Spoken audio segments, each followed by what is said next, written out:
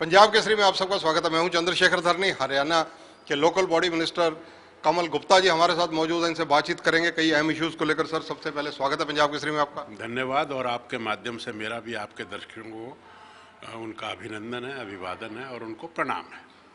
मंत्री जी, जिस प्रकार से एक नई प्रथा पिछली बार शुरू की गई कोविड के दौरान, इस बार भी 2 विधायकों को सर्वश्रेष्ठ विधायक का खिताब दिया गया, इस दृष्टिकोण को कैसे देखते हैं आप? नहीं, मैं समझता हूँ कि ये पहले भी इस तरह की प्रथा थी और विधायकों के उत्साह के लिए ये कार्यक्रम बड़ा अच्छा भी है, उत्साह मिलता है।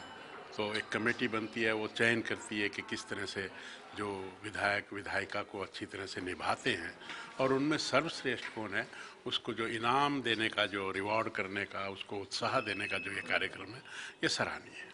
मंत्री जी, जिस प्रकार से कांग्रेस नेता प्रतिपक्ष और विधायक दल की मीटिंगें हुई, उन्होंने ये तय किया है कि बीबीएमबी के मामले को लेकर, किसानों के मामले को लेकर, ऐसे मामलों को लेकर सदन के अंदर अपनी दस्तक देंगे और आवाज उठाएंगे। देखो, कांग्रेस जो है वो स्पेंट अप फोर्स है। उन्होंने 50-60 साल में कुछ किया नहीं। अब वो किस बात का मुद्दा उठाएंगे? उनके पास कोई विषय ही नहीं है। इनफैक्ट अब जो आप जहाँ तक पानी की बात करते हैं, सुप्रीम कोर्ट से हमने उसको तेजी से फैसला करवाया, तो किसने करवाया? अब दोनों जगह उनकी सरकारें थी, उन्होंने कुछ किया नहीं। हमारी सरकार पूरा प्रयास कर रही है, पानी भी लाएगी और सब तरह की डेवलपमेंट, उसका चहुमुखी विकास हरियाणा का कर रही है, किया है। अगर मैं आंकड़े आपको दूंगा तो बहुत अंतर आपको नज़र आएगा। आप सड़कें देख लीजिए, ड्रेनेज देख लीजिए, इंफ्रास्ट्रक्चर देख लीजिए, कनेक्टिविटी देख लीजिए, कहाँ कहाँ हम बात करें। बीबीएमबी पर आपका स्टैंड क्या है, पार्टी का स्टैंड क्या है? जो सुप्रीम कोर्ट ने जो फैसला दिया है, हम उसको इम्प्लीमेंट करवाने का पूरा प्रयास करेंगे। उसमें हरियाणा की सदस्यता जो डामाडोल हुई है, उस पर क्या पुनर्विचार के लिए केंद्र को दोबारा लिखा जा सकता है? क्यों नहीं, जरूर लिखा जाएगा। क्यों नहीं लिखा? पूरा हर संभव प्रयास हरियाणा सरकार करेगी। लोकल बॉडी डिपार्टमेंट एक ऐसा डिपार्टमेंट है जो आम जनता से जुड़ा हुआ। आगे म्युनिसिपल कमेटी के इलेक्शंस भी आ रहे हैं। सारी परिस्थितियों को देखते हुए बजट में नए प्रावधान क्या रखने जा रहे हैं? देखिए, बजट लगभग पिछली दफ़ा 8-1 हज़ार करोड़ का था। वो बजट को हमने बढ़ोतरी भी की है और जहाँ जहाँ जो भी चीज़ें हमने उसमें थोड़ा सा ये व्यवधान भी किया है कि जो बजट की जो कमिटीज़ की इनकम होती है, उसको किस तरह से बढ़ाया जाए। हमने प्रॉपर्टी आईडीज़ को बढ़ाने का काम किया है और प्रॉपर्टी आईडीज़ बढ़ेंगी तो जो प्रॉपर्टी टैक्स है वो भी बढ़ेगा। जब हम सुविधाएं सब लोगों को देते हैं तो टैक्स भी लेने में कोई हर्ज नहीं है और कम से कम जितने लोग हैं उतने तो लें। पहले रिकॉर्ड में 29 लाख लोग थे और अब हमारी एक जो कंपनी जिसको हमने ये काम दिया है, उसने 42 लाख प्रॉपर्टीज़ जो हैं वो ढूंढी हैं। तो अब हम उनकी असेसमेंट कर रहे हैं, उनको नोटिस इशू कर रहे हैं और उनसे ये भी दरख्वास्त कर रहे हैं कि अगर कोई गलती है तो वो ठीक करवाएं। ठीक करवाने के बाद जो हम टैक्स की जो डिमांड करेंगे वो इकट्ठा करेंगे और उससे हर तरह का डेवलपमेंट भी इम्प्रूव होगा। लोकल बॉडी डिपार्टमेंट का रेवेन्यू जनरेट ज़्यादा हो, इसके लिए और क्या एफर्ट रहेंगे? नहीं, जो ये देखो, ये एक एक्चुअली सेवा का प्रकल्प है। जैसे हेल्थ डिपार्टमेंट है और जैसे ये लोकल बॉडी डिपार्टमेंट है, ये चीज़ें सेवाएं के लिए हैं, ये आमदनी के लिए नहीं है।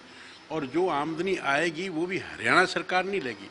वो जो लोकल कमेटीज़ हैं वो अपना बजट बनाएंगी, अपना जो भी टैक्स है वो जनरेट करेंगी और उसको वो खर्च करेंगी वहीं की वहीं। और जो हरियाणा सरकार है उसमें 3 तरह के शेयर होते हैं। एक तो सेंट्रल होता है, एक स्टेट का होता है, एक मिक्स्ड होता है। कुछ अलग अलग योजनाएं होती हैं, तो उन योजनाओं के हिसाब से हम उस डिपार्टमेंट पे ये पैसा देकर और पब्लिक की सेवा का काम हम करेंगे। मुख्यमंत्री वित्त मंत्री भी हैं, बजट पेश करेंगे। किस प्रकार के बजट की उम्मीद आपको है? अब माननीय मुख्यमंत्री जी से पूछिए आप।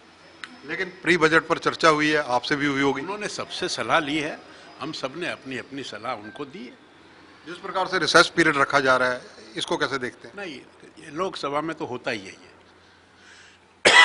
अब बजट की किस तरह से विधायकों में अच्छी तरह से डिस्कशन हो, इसलिए बजट पेश होगा। बजट पेश के बाद तुरंत 3 दिन का अवकाश हमने दिया है, उस अवकाश में कमेटियां जो हैं वो आपस में डिस्कस करेंगी, फिर वो माननीय वित्त मंत्री और ऑब्लिक चीफ मिनिस्टर जी को सबमिट करेंगी। तो ये एक अच्छी बहस की परंपरा है, मैं समझता हूँ। आखिरी सवाल आपसे लूंगा कांग्रेस को लेकर।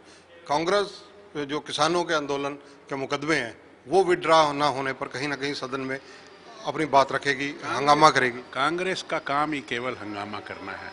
कंस्ट्रक्टिव अपोजिशन का उसने कभी रोल निभाया नहीं।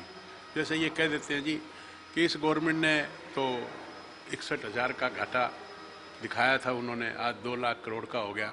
तो झूठ बोलना 61,000 का, और वो जो बिजली के जो 30-32 हज़ार रुपये का जो घाटा था उसको तो वो ये कहते हैं कि ये जो घाटे का था ही नहीं। तो वो इस तरह की झूठ बोलेंगे। फिर ये नहीं देखते कि उस समय पूरे बजट का बजट क्या था, आज क्या है, उस समय फिस्कल डेफिसिट कितने % था, आज कितना है, उस समय डेवलपमेंट कितनी थी, आज कितनी है, IMR, MMR उस समय कितना था, आज कितना है।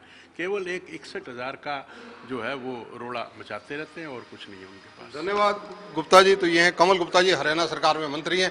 और देखिए बहुत स्पष्ट शब्दों में इन्होंने कहा कि कांग्रेस का जो हंगामा मचाना ही एक मकसद रहता है, और इसके अलावा अगर देखा जाए तो लोकल बॉडी के जो इश्यूज़ को लेकर ये विधानसभा में जिस प्रकार से बजट ने आना जा रहा है उस पर इन्होंने हमारे से चर्चा की। कैमरामैन संजय सिंह के साथ चंद्रशेखर धरनी, पंजाब केसरी टीवी, चंडीगढ़। हमसे जुड़े रहने के लिए हमारे YouTube चैनल को सब्सक्राइब करें और नई वीडियो की नोटिफिकेशन के लिए बेल आइकॉन को दबाएं। अगर आप ये वीडियो Facebook पर देख रहे हैं तो लाइक जरूर करें और ज्यादा से ज्यादा शेयर करें। धन्यवाद।